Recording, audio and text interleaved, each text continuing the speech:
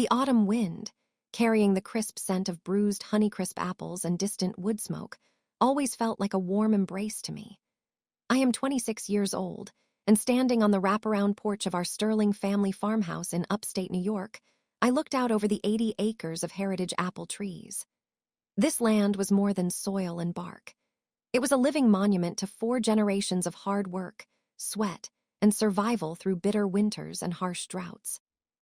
To the older folks in the county, the Sterling Orchard was a historic landmark. To me, it was simply home. People always told me I was an old soul in a young woman's body. While my peers had flocked to the bright lights of the city after college, I had deliberately returned to the quiet rhythm of the seasons. My grandfather, Arthur Sterling, had raised me after my parents passed away in a tragic accident when I was just a small child. Arthur was a man carved from the very oak trees that lined our long gravel driveway. He was sturdy, unyielding, and deeply rooted in his principles of honesty and hard work. For the last 5 years of his life, as his health slowly gave way to time, I had been his sole caregiver and the quiet manager of the entire estate. I learned the thick, leather-bound financial ledgers. I memorized the pruning schedules for the trees. I knew the names of every seasonal worker who came through our iron gates. Arthur had always been remarkably clear about his intentions for the future of the farm. Sitting by the stone fireplace on cold December evenings, his hands trembling slightly as he held his chamomile tea, he would look at me with eyes that had seen nearly 9 decades of history. This land belongs to the one who bleeds for it, Zara. Your Uncle Thomas and Aunt Alina, they love the idea of the farm, but they do not love the dirt. The farmhouse and the main orchard will be yours. I have made sure of it, my dear. You do not need to worry about that now, Grandpa. Just drink your tea and rest. I am not going anywhere. It was a promise that anchored my entire existence. I did not desire massive wealth or corporate prestige. I just wanted to preserve the quiet sanctuary that had sheltered my whole life. But grief has a strange, twisted way of bringing out the shadows hidden within a family. When my grandfather passed away peacefully in his sleep, just 1 month after the final autumn harvest, the massive farmhouse suddenly felt hollow and terrifyingly quiet. The respectful silence was soon broken by the abrupt arrival of my Uncle Thomas and Aunt Alina. They drove up from Manhattan in sleek, European luxury cars that looked aggressively out of place on the dirt and gravel driveway. They had not visited the farm for a Sunday dinner in over 7 years, constantly citing their busy, high-stakes corporate schedules. Yet, they arrived for the reading of the will with remarkable, eager punctuality. Thomas, a man in his late 50s with a perpetual scowl and a sharp eye for profit, immediately began pacing the property line. He was calculating the land's subdivision value, rather than mourning the father who had built it. Alina, draped in expensive cashmere and smelling of heavy perfume, walked through the antique-filled rooms of the farmhouse, mentally tagging the antique furniture for a future estate auction. I watched them with a heavy, aching heart, holding on to my grandfather's promise to keep me steady. The true fracture occurred 3 days later, inside the mahogany-paneled office of the family attorney, Mr. Abernathy. I sat quietly in a leather chair, my hands folded neatly in my lap. I was expecting the distribution of the estate to reflect the meticulous estate planning my grandfather had completed a decade ago. Mr. Abernathy cleared his throat, looking highly uncomfortable at the thick stack of paperwork placed before him. He adjusted his wire-rimmed glasses and looked at me with an expression I could not quite decipher. It was a terrible mix of deep pity and profound apology. My brow furrowed in deep confusion. My heart began to beat faster in my chest. A revised deed. Grandpa never mentioned any changes to me, Mr. Abernathy. That does not make sense. He could barely hold a pen 2 months ago. Thomas leaned forward in his chair, steepling his fingers with a practiced, predatory calm that he used in corporate boardrooms. Dad realized you were simply too young to handle a property of this magnitude, Zara. He asked for my professional help. I merely facilitated his final, clear-minded wishes for the family.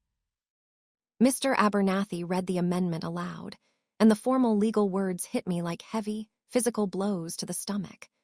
The new trust completely revoked my inheritance of the farmhouse and the core acreage.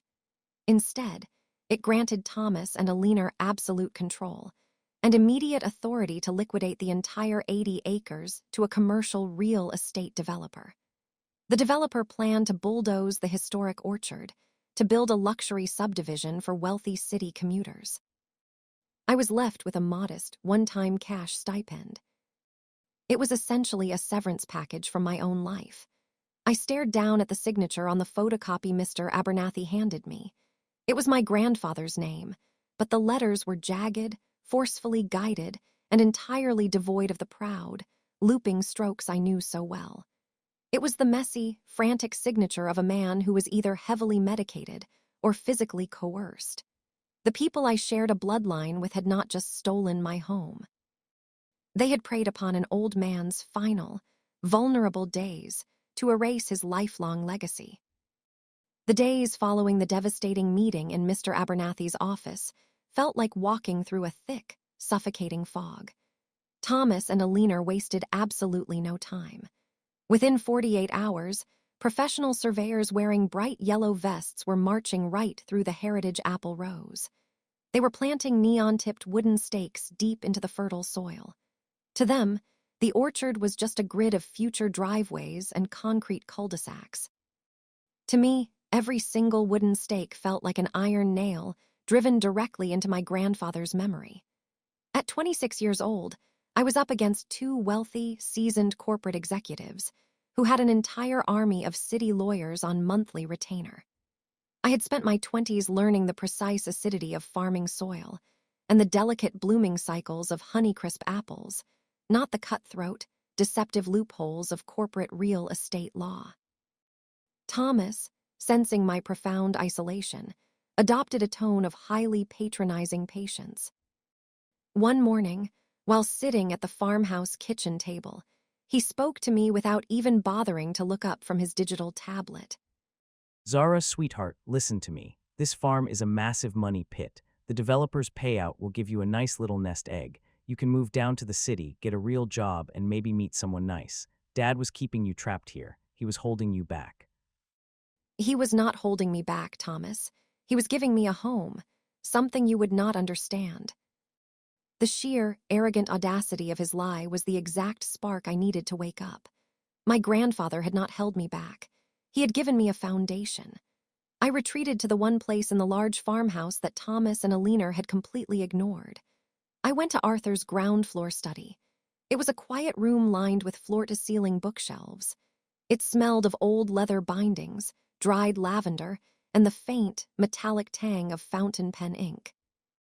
I sat down at the heavy oak desk and pulled out the photocopy of the amended trust Mr.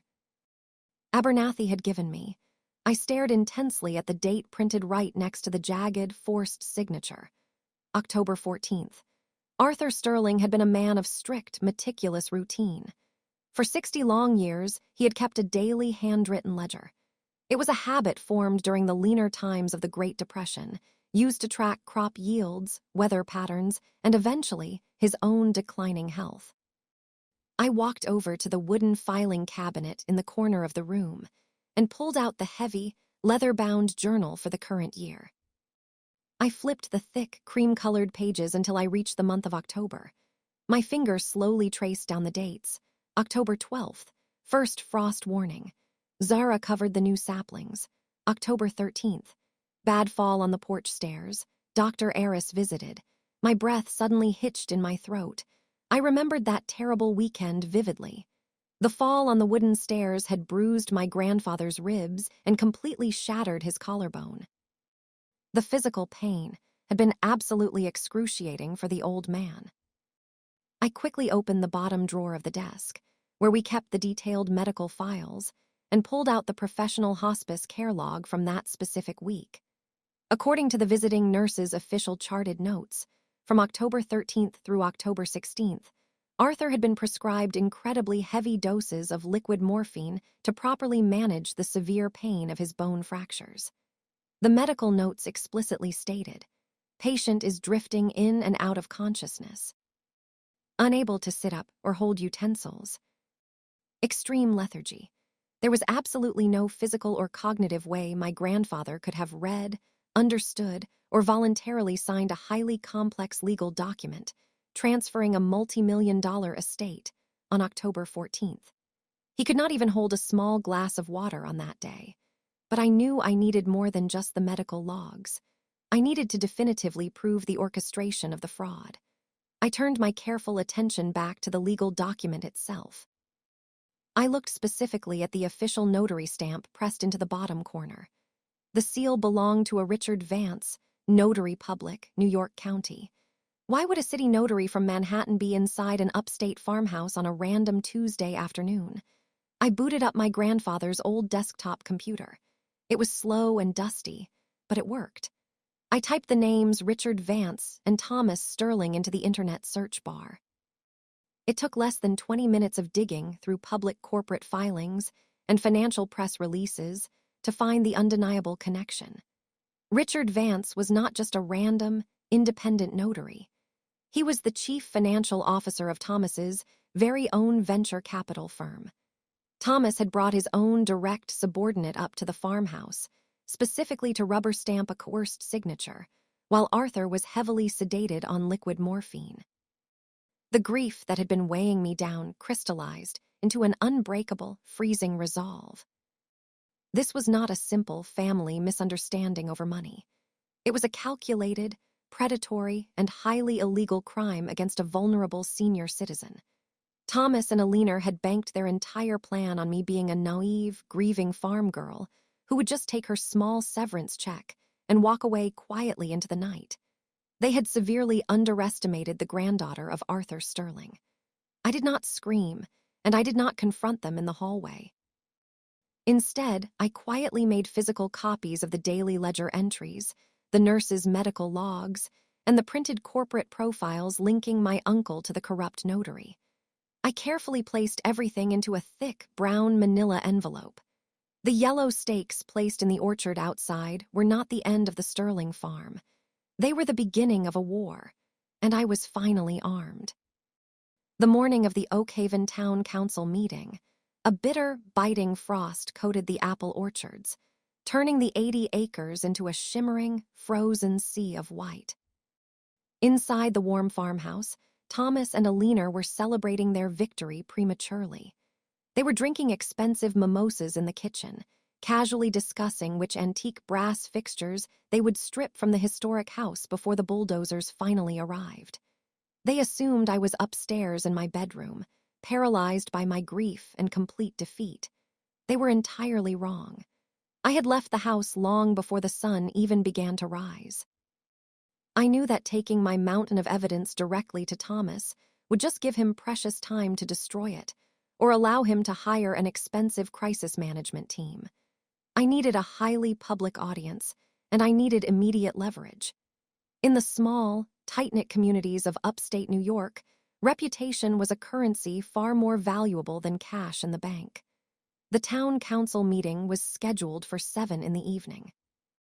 Thomas was slated to present his Sterling Meadows luxury development plan directly to the zoning board, hoping for a rapid, rubber stamp approval. The Oakhaven Town Hall was packed to the brim. Local farmers, small business owners, and senior citizens who had known and respected Arthur Sterling for half a century filled the squeaky folding chairs. Their heavy winter coats smelled of damp wool and cedar wood. Thomas stood proudly at the front wooden podium, completely in his element. He wore a tailored charcoal suit and projected glossy, three-dimensional digital renderings of the proposed subdivision onto a large white screen behind him. My father was a man of the earth, but he was also a great visionary. In his final days, he realized that this beautiful town needs economic growth, not just apples. He asked me to ensure his legacy was one of modernization and progress. Sterling Meadows is his dying wish, meant to enrich us all. I sat quietly in the very back row of the hall, wearing my grandfather's old, oversized tweed jacket. As the head zoning commissioner, a man who bought fresh cider from Arthur for 30 continuous years, asked if there were any public comments on the matter, I slowly stood up. The crowded room fell dead silent. You could hear a pin drop. I walked straight down the center aisle, my heavy leather boots echoing loudly against the polished hardwood floor. I did not look like a defeated, grieving girl. I looked exactly like Arthur Sterling, standing his ground against a fierce winter storm. My uncle is right about one thing. My grandfather loved this town deeply, but he did not sign this land away to be paved over. He was robbed of it, right in his own bed. Thomas's face flushed a deep, angry crimson. He gripped the edges of the podium tightly. Zara, please, you are grieving terribly right now. Commissioner, I apologize. My niece is highly emotional and confused. I am not emotional, Thomas. I'm informed. I did not break my confident stride until I reached the commissioner's long table at the front of the room. I opened my brown manila envelope and distributed the thick packets of printed evidence directly to the stunned board members. On October 14th, the exact day this new trust was supposedly signed and notarized by my grandfather, Arthur Sterling was on heavy, prescribed doses of liquid morphine for a shattered collarbone. I have the official hospice care logs right there in front of you. Please look at the highlighted pages. He was entirely incapacitated, drifting in and out of consciousness. He could not hold a soup spoon, let alone a pen to sign a legal deed. The crowd erupted into shocked, angry murmurs. Eleanor, sitting comfortably in the front row, suddenly looked pale and physically ill. Furthermore, the notary who stamped this fraudulent document, Richard Vance, is not a local county official. He is the chief financial officer of Thomas Sterling's own venture capital firm down in Manhattan. Thomas brought his own financial employee to a dying man's bedside to rubber stamp a multi-million-dollar theft. It is elder abuse, and it is a felony. The glossy, polished veneer of Thomas's presentation shattered into a million irreparable pieces. The corporate developer's representative, sitting near the front of the hall, immediately slammed his laptop shut. In the real estate world, absolutely no corporate developer wants a massive title dispute tied directly to the fraudulent, criminal manipulation of a senior citizen. The head zoning commissioner pushed his reading glasses down his nose, staring intently at the medical hospice logs. His wrinkled face hardened into a mask of pure, unadulterated disgust. Mr. Sterling, is this true? Because if you brought a forged, coerced document to this town council, attempting to pave over protected agricultural heritage land, we are not just tabling this zoning motion. I am calling the district attorney's office myself, right this very minute. Thomas stammered uncontrollably.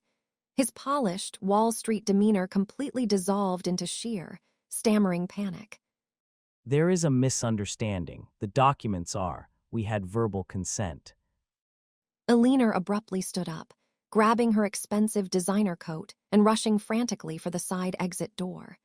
She was absolutely desperate to escape the furious, glaring stares of the betrayed townsfolk. I stood tall and unwavering at the front of the room.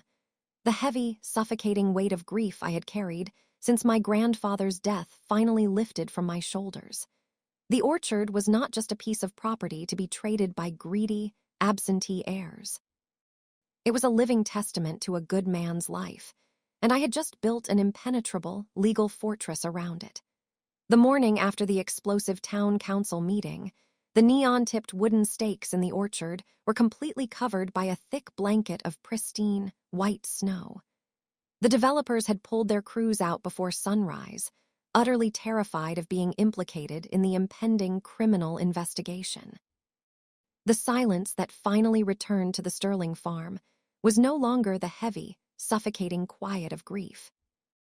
It was the peaceful, solid stillness of a fortress that had successfully withstood a terrible siege. The town hall confrontation had triggered a massive legal avalanche. The local district attorney, appalled by the blatant exploitation of a highly respected senior citizen, immediately opened a formal criminal investigation into elder fraud, corporate forgery, and medical coercion. For me, the farmhouse finally felt like a safe home again. However, cornered animals are always the most dangerous. 6 weeks later, As the district attorney prepared to file formal felony indictments, Thomas's high-priced defense team requested an emergency mediation session. They desperately wanted to settle out of court. They needed to avoid the catastrophic public relations nightmare of a wealthy white-collar executive going to federal prison for abusing his dying father. They summoned me back to Mr. Abernathy's office in the city. When I walked into the conference room, Thomas looked nothing like the arrogant corporate raider who had paced through my apple orchard. He looked entirely hollowed out. His expensive suit hung loosely on his shrinking frame. Eleanor was not even there. She had quickly filed for divorce the moment the asset freeze hit the local news cycle. Thomas's lead lawyer slid a sleek, black folder across the polished table toward me. Thomas looked up from the table, his bloodshot eyes pleading with me. Take it, Zara, please. You get the house back and you get set for life. Dad would not want to see his own son sitting in a penitentiary. Please have some mercy. We are family. I looked down at the massive settlement figure printed on the paper. It was more money than the apple orchard would generate in a full decade of perfect harvests. Then, I looked directly into Thomas's eyes. I recognized the exact same manipulative, patronizing tone he had used to justify paving over my entire life just 2 months ago. You do not get to use the word family anymore, Thomas. Family does not drug their own father to steal his legacy. You didn't just try to rob me of my land. You robbed an 89-year-old man of your human dignity in his final hours on this earth. You treated his life's work, his blood and sweat, like a cheap liquidation sale. I placed my hand firmly on the black folder and pushed it straight back across the polished wood table. I do not want your money. I want the absolute truth put on the public record. I want it known so that greedy men like you and Richard Vance can never prey on a vulnerable senior citizen ever again. I will not sign your paper. I will see you in criminal court. I stood up, buttoning my grandfather's warm tweed coat against the chill of the room, and walked out the door without looking back. The subsequent trial was incredibly swift. Faced with the insurmountable, hard evidence of the hospice medical logs and the digital paper trail of the fraudulent notary, Thomas's expensive defense completely collapsed. He and his chief financial officer were both swiftly convicted of felony elder abuse and corporate fraud. When spring finally arrived in upstate New York, melting away the bitter winter, the 80 acres of the Sterling orchard erupted into a breathtaking, vibrant sea of pink and white blossoms. Now 27 years old, I stood happily on the wraparound porch, a warm cup of hot apple cider resting in my hands. The original legal trust had been fully restored by the courts, securing the land in my name forever. I had recently partnered with a local agricultural college, turning a portion of the vast estate into a teaching farm for sustainable agriculture. I was ensuring my grandfather's vision would continue to educate and feed the next generation. Down by the main iron gate, a brand-new, heavy bronze plaque caught the bright morning sun. It read, Sterling Orchard, founded by Arthur Sterling, protected by truth. I took a deep, refreshing breath of the sweet spring air. The roots of the heritage apple trees were incredibly deep, but I had definitively proven to the world that the roots of justice ran even deeper.